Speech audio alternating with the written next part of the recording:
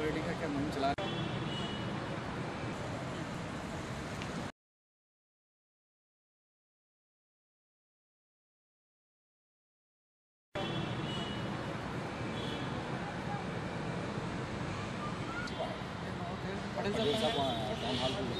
टीपू जयंती जो 10 तारीख को मनाई जाती है हर साल, इस साल भी ऑफिशियल फंक्शन मनाया जा रहा है डिप्टी कमिश्नर ऑफिस में।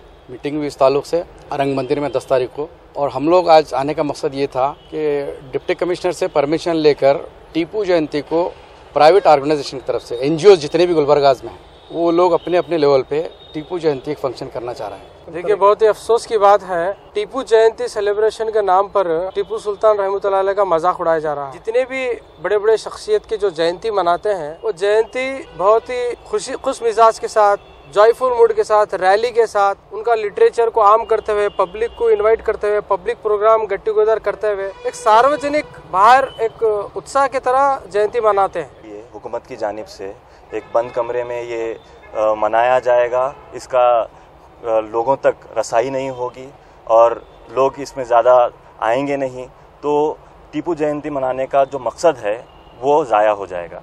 तो हम एडमिनिस्ट्रेशन से बारह बार यही गुज़िश्ता सालों से भी गुजारिश करते आए हैं कि बड़े पैमाने पर टीपू जयंती मनानी चाहिए। टीपू सुल्तान की जयंती के लिए यहाँ के इंतज़ामिया और यहाँ की रियासती हुकूमत की मैं खुलकर मज़म्मत करता हूँ कि रियासत के जितने भी जयंती होते हैं उन तमाम जयंतियों को छुट्टी दी जाती है और वो इंडोर जयंती नहीं होती, वो बाहर होती है।